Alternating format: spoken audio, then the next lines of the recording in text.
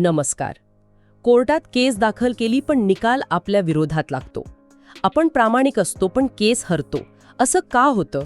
तुमच्याकडून या 3 चुका तर होत नाहीत ना? आजच्या भागात आपण याच 3 सर्वात महत्त्वाच्या गोष्टींबद्दल बोलणार आहोत. ॲक्ट, फॅक्ट आणि टॅक्ट.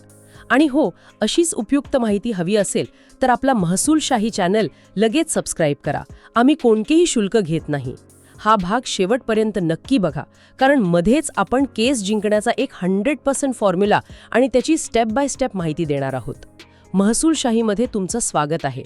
परवाच मला जळगावचे एक सुरेश काका भेटले होते. अच्छा. जमिनीच्या वादात त्यांची बाजू अगदी खरी होती, पण कोर्टात केस कशी मांडायची हेच त्यांना कळत नव्हतं. खूप निराश झाले होते. मग त्यांना कोणीतरी आपला महसूलशाही चॅनल बघायला सांगितला. त्यांनी आमचे व्हिडिओ पाहिले, त्यांना योग्य दिशा मिळाली आणि आज ते आत्मविश्वासाने लढत आहेत. हेच तर महत्वाचं आहे, योग्य दिशा मिळणं. हो, तुमच्यासोबत असं होऊ नये म्हणून आज आपण ह्या महत्त्वाच्या विषयावर बोलणार आहोत. सर, सुरुवातच मूळ प्रश्नाने करूया. अनेक लोक म्हणतात की आमची बाजू खरी असूनही आम्ही केस हारलो. तर दावा दाखल करताना अशा कोणत्या गोष्टी आहेत ज्या सामान्य माणसाला माहीतच नसतात? अगदी बरोबर प्रश्न विचारलात. हा एकदम कळीचा मुद्दा आहे. माझ्या इतक्या वर्षांच्या अनुभवातून सांगतो, लोक फक्त माझी बाजू खरी आहे यावरच जास्त लक्ष देतात. हो, हे खरंय. पण ते कोर्टाची प्रक्रिया विसरतात. बघा, कोर्टात दावा दाखल करताना 3 गोष्टी पायासारख्या आहेत: ॲक्ट, फॅक्ट आणि टॅक्ट. ॲक्ट, फॅक्ट आणि टॅक्ट. हो, या 3 गोष्टींची माळ ज्याला बरोबर गुंफता आली तो जिंकलाच म्हणून समजा. ॲक्ट, फॅक्ट, टॅक्ट हे शब्द ऐकायला तर सोपे आहेत, पण याला जरा अजून सोप्या भाषेत समजावून सांगाल का? सुरुवात ॲक्ट पासून करूया. हा ॲक्ट म्हणजे नक्की काय? ॲक्ट म्हणजे कायदा. सिंपल. उदाहरणार्थ, भारतीय पुरावा कायदा आहे किंवा भारतीय करार कायदा आहे. सगळ्यात महत्त्वाची गोष्ट म्हणजे आपण कायदा बदलू शकत नाही. कायदा जो आहे तो आहे. तो संसदेने बनवलाय, तो सर्वांसाठी सारखाच आहे. अच्छा. तुमची जी काही तक्रार आहे, तुमचा जो दावा आहे, तो त्या कायद्याच्या चौकटीत बसवावा लागतो. तुम्ही असं नाही म्हणू शकत की हा कायदाच चुकीचा आहे. म्हणजे गरज सरो आणि वैद्य मरो असं कायद्याच्या बाबतीत नाही चालत? अजिबात नाही. कायदा आहे तसा स्वीकारावाच लागतो. तुमची केस त्या कायद्यात बसवणं ही पहिली आणि सर्वात महत्त्वाची पायरी आहे. हे लक्षात ठेवलं पाहिजे. मग दुसरा शब्द फॅक्ट. माझी घटना म्हणजे फॅक्ट खरी आहे, हे कोर्टात न्याय मिळायला पुरेसे नाही का? नाही, इथेच तर सगळी गंमत आहे. फॅक्ट म्हणजे तुमच्या बाबतीत घडलेली घटना. आपण नेहमी म्हणतो सत्यमेव जयते. हो, पण कोर्टात फक्त तुमची बाजू नसते ना, समोरच्याचीही एक बाजू असते. तोही त्याची बाजू प्रामाणिकपणेच मांडत असतो. बरोबर. मग कोर्ट कोणाचं ऐकणार? तर ज्याच्या घटनेला, ज्याच्या फॅक्टला पुराव्याचं बळ आहे त्याचं. म्हणजे पुरावे. हो.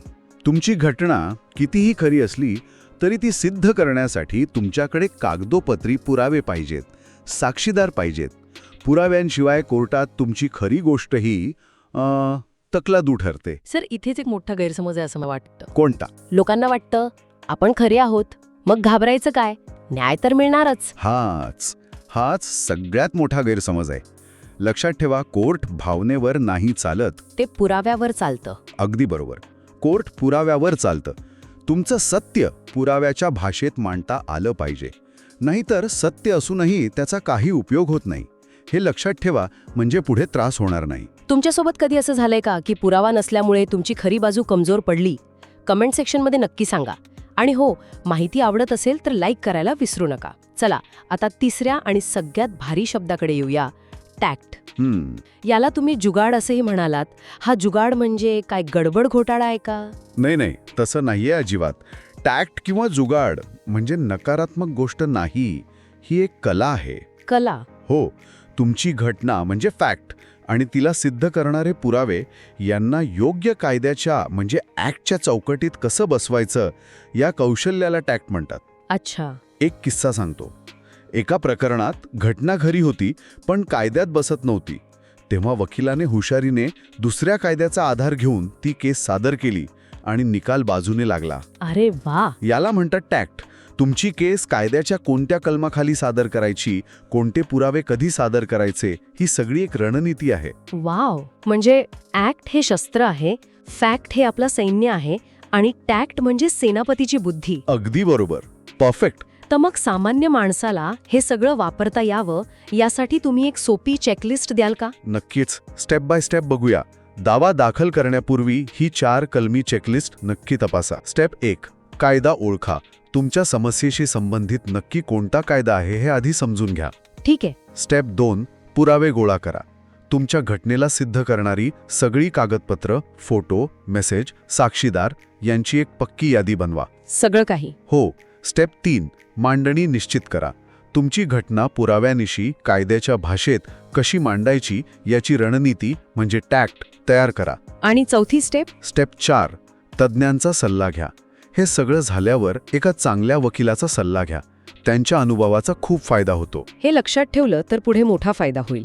महसूल आणि कायद्यांशी संबंधित सर्व प्रश्नांची उत्तरं मिळवण्यासाठी आपला महसूलशाही यूट्यूब चॅनलला भेट द्या आणि चॅनलला आत्ताच सबस्क्राईब करा. सर, आपल्या मागच्या व्हिडिओवर जळगावचे महेश पाटील विचारत आहेत, काय विचारतायत? माझ्याकडे पुरावे आहेत, वकीलही चांगला आहे, तरीही केस जिंकण्याची 100% खात्री देता येते का? महेश भाऊ, प्रश्न फार महत्वाचा आहे. बघा, माझ्या वैयक्तिक अनुभवानुसार मी कोणत्याही केसच्या निकालाचे 100% 4 भागांत विभाजन करतो. 4 भागांत? हो. 25% केसचं मेरिट, म्हणजे तुमच्याकडे किती पक्के पुरावे आहेत. ठीक आहे. 25% तुमचा वकील, तुम्ही निवडलेला वकील किती हुशार आणि अनुभवी आहे. 25% न्यायाधीश, तुमची केस कोणत्या न्यायाधीशांकडे जाते यावरही निकाल अवलंबून असतो. कारण एकाच घटनेवर वेगवेगळे न्यायाधीश वेगवेगळा निर्णय देऊ शकतात. हो, म्हणूनच तर आपण वरच्या कोर्टात अपील करतो. बरोबर. आणि उरलेले 25%? ते काय? ते म्हणजे नशीब. आणि शेवटी सगळं जुळून आलं तरी 25% नशिबाचा भाग असतोच. म्हणजे केस जिंकणं हे एक समीकरणच आहे. या संदर्भात तुम्ही सांगितलेले ॲक्ट फॅक्ट टॅक्टचा वापर करून यशस्वी झालेले एखादं उदाहरण सांगाल का? हो, नक्कीच. आपण सुरुवातीला ज्या सुरेश काकांबद्दल बोललो ना, हो, जळगावचे, त्याच्याच केसचं उदाहरण घेऊ. त्यांची जमीन दुसऱ्याने बळकावली होती. हा झाला फॅक्ट. पण त्यांच्याकडे फक्त जुनी कागदपत्र होती. आणि ते खालच्या कोर्टात केस हरले होते. बरोबर. ट्रायल कोर्टात ते केस हरले. मग त्यांनी आपल्या चॅनलवरून माहिती घेतली. त्यांच्या नवीन वकिलाने योग्य टॅक्ट वापरला. त्यांनी महाराष्ट्र जमीन महसूल संहिता 1966 हा ॲक्ट निवडला. अच्छा. त्यातल्या विशिष्ट कलमांचा आधार घेतला आणि जिल्हा न्यायालयात अपील केलं. तिथे त्यांनी सिद्ध केलं की जुनी कागदपत्र कशी ग्राह्य आहेत. आणि मग निकाल त्यांच्या बाजूने लागला. इथे ॲक्ट आणि टॅक्ट बदलल्यामुळे निकाल पूर्णपणे बदलला. वा, जबरदस्त. तुमच्या गावात किंवा ओळखीत अशी काही कायदेशीर समस्या आहे का? कॉमेंटमध्ये तुमच्या गावाचं नाव आणि समस्येबद्दल थोडक्यात लिहा. तर आज आपण पाहिलं की कोर्टात केस जिंकण्यासाठी फक्त सत्य असून चालत नाही, तर त्याला योग्य कायदा म्हणजे ॲक्ट, भक्कम पुरावे म्हणजे फॅक्ट आणि हुशार रणनीती म्हणजे टॅक्ट यांची जोड द्यावी लागते. आणि एक गोष्ट नेहमी लक्षात ठेवा. कोणती? सरकार कायदे आणि योजना तुमच्यासाठीच बनवतं, पण खरी ताकद तुमच्या हक्कांसाठी जागरूक राहण्यात आणि योग्य प्रक्रियेचं पालन करण्यात आहे. कायदा सर्वांसाठी सारखा आहे, फक्त तो आपल्याला वापरता आला पाहिजे.